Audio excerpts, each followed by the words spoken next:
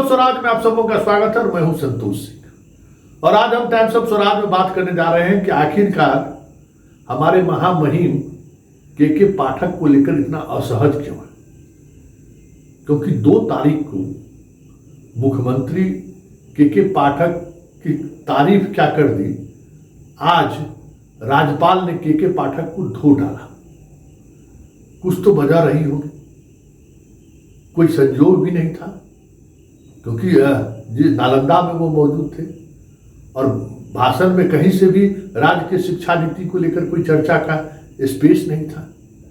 लेकिन ऐसे लगा जैसे वो इंतजार कर रहे थे कि कहीं हमें बोलने का मौका मिले और हम मुख्यमंत्री की उस बात का जवाब दे सकें। मुख्यमंत्री जो के पाठक की तारीफ करते हैं उसका हम जवाब दे सकें। आज कुछ ऐसा ही दिखा। नालंदा में गए थे कार्यक्रम में और उस कार्यक्रम के दौरान के पाठक को लेकर जिस शब्द का इस्तेमाल उन्होंने किया है, वाकई में वो शब्द जताता है कि के पाठक को लेकर अभी भी महामहिम सहज नहीं है। तो पहले जरा तारीख वाली बात सुन लीजिए। 2 तारीख को और आज 3 दिन बाद अचानक इस तरीके से राज्यपाल भड़क गए। कुछ तो बात हो, पहले दोनों का सुन लीजिए, उसके बाद हम बताते हैं कि राज्यपाल भड़क क्यों रहे हैं, तब हम इस पर चर्चा करते। पहले जरूर सुन लीजिए। शिक्षा विभाग के अपर मुख्य सचिव श्री के पाठक जी, और आप लोग के पाठक जी का इतना ताली बजा रहे हैं तो मुझको बड़ी खुशी हुई है कि जब हम किसको बनाए हैं और कोई बोलते रहता है बिना मतलब का, तो ठीक नहीं है। कि देखिए आप सब लोग प्रशंसा कर रहे हैं, ठीक है, अब तो ठीक ठाक काम कर रहे हैं। हमने इतने लाख लोगों को शिक्षा स्कूलों से बाहर कर दिया। And you know this is a matter of pride और शेम। अगर हमारे बच्चे स्कूल छोड़कर बाहर जाते हैं तो हमारे शिक्षा विभाग के प्रमुख बोलते हैं, स्टेटमेंट देते हैं, प्रेस कॉन्फ्रेंस में बोलते हैं इतने विद्यार्थियों को हमने बाहर किया। What is the reason? They have not come for last 3 days in the school. Have you tried to go to their houses, to their minds and check why they have not been able to come to the school, come to the class? उसको हम बाजू में करेंगे and जो आए नहीं उसको हम घर भेजेंगे। No, your name is deleted from the roll of the school. क्यों भी? Why you are depriving them of any study? और इसमें हमारी शिक्षा विभाग के अधिकारी फील करो, हमने इतने लोगों को दूर कर दिया। It is a shameful job. ऐसा नहीं होना चाहिए था।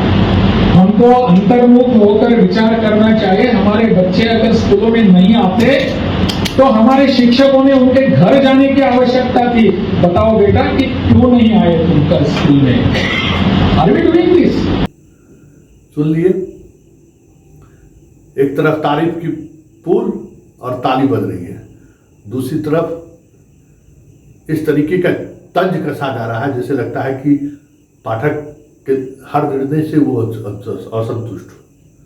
अब असंतुष्टता की वजह क्या है, इतना गुस्सा क्या है, जरा ये भी समझ लीजिए। वाइस चांसलर की नियुक्ति की प्रक्रिया शुरू हो गई है और जो नियुक्ति की प्रक्रिया शुरू हुई है उसमें सरकार की तरफ से इस बार के पाठक का कसमकस ऐसा रहा है, चल रहा है, अभी 3 तारीख से शुरू हो गया है। ऐसा है कि जो सरकार की तरफ से नॉमिनी हो रही है उसमें शिक्षा विभाग ने ऐसा अरंगा लगाया है कि इस बार बोलती बंद है। क्योंकि स्क्रूटनी में के पाठक ने वो सारी चीजें पेश कर दी है जिसमें बाएं दाएं का गुंजाइश नहीं है। जो राजभवन के सूत्रों से जो हमें खबर मिल रही है कि ये लोग जो एक्सपर्ट कमेटी बनाते थे, एक्सपर्ट कमेटी में जिस तरीके के लोगों को रखते थे, फिर एक यूजीसी के मेंबर को नज़रअंदाज करते थे, यूजीसी के मेंबर आए चाहे नहीं आए, वो सारी प्रक्रिया जो वाइस चांसलर के नियुक्ति को लेकर जो प्रक्रियाएं राजभवन को अपनानी है, उस सारी प्रक्रिया में पारदर्शिता कैसे हो और वो जो नियम है वो नियम के अनुकूल सर्च कमेटी काम करे, इंटरव्यू बोर्ड काम करे, इसको लेकर के पाठक रोजाना चिटकी लगाते रहते हैं। जहां कहीं भी बाएं दाएं हुआ वो सवाल खड़े करने लगते हैं। कहा यह जा रहा है कि सर्च कमेटी में इस बार उन्होंने उन तमाम बातों को शर्त रखवा दिया कि यूजीसी का जो गाइडलाइन है उससे बाएं और दाएं कहीं से भी किसी भी व्यक्ति का सर्च कमेटी में नाम ही नहीं जाने चाहिए। देख ही रहे ना कि कैसे कैसे लोग वाइस चांसलर बन गए हैं जिनकी अपनी कोई योग्यता नहीं है और चले हो गए वाइस चांसलर। यह बाबू के सामने में तो बहुत कुछ हुआ, तो कुछ इसी तरीके की लॉबिंग यहाँ पे शुरू हो गई थी। एक साथ लेकर आए हैं लाट साहब, सुनते हैं कि आजकल वो वही रोल अख्तियार कर रहे हैं जिस रोल में राजभवन के कई पदाधिकारी फागू चौहान के जमाने में थे। तो ये सारी बातें के पाठक की जानकारी में है और के पाठक किसी भी हद तक जाने को तैयार है कि वाइस चांसलर के अपॉइंटमेंट में अगर थोड़ी भी गड़बड़ी हुई तो फिर दो हाथ को तैयार है। इसलिए मुख्यमंत्री भी थोड़ा असहज है, लेकिन करे तो करे क्या, मुख्यमंत्री खुद उसको हीरो बना रहे हैं।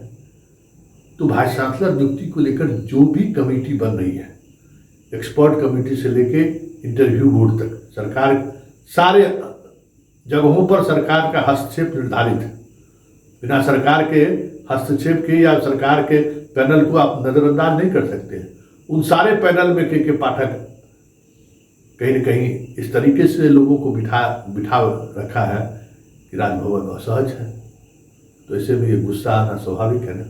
देखिए आगे आगे होता है क्या, लेकिन इतना तय है कि इस बार के पाठक ने राजभवन की उस दुखती रग पर हाथ डाल दिया है जिसको लेकर पूरा राजभवन ही आग बबूला है, मौका के तलाश में है कि कुछ ऐसा पाठक करे जिसको हम पटकनी दे दें।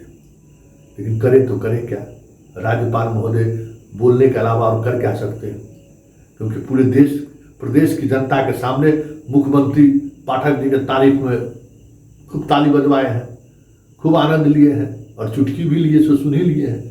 लोग इनकी बड़ी आलोचना करते हैं, लेकिन बहुत हमारा निर्णय सही है।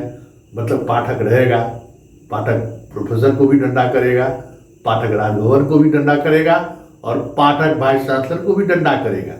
मतलब जो ताकत स्टेट को है वो ताकत बरकरार रहेगा। इसीलिए राजभवन असहज है, और जब राजभवन असहज है तो स्वाभाविक तौर पर राज्यपाल भी असहज होंगे। वैसे जिस संदर्भ में राज्यपाल ने ये बातें कही हैं वो विचारणीय तो जरूर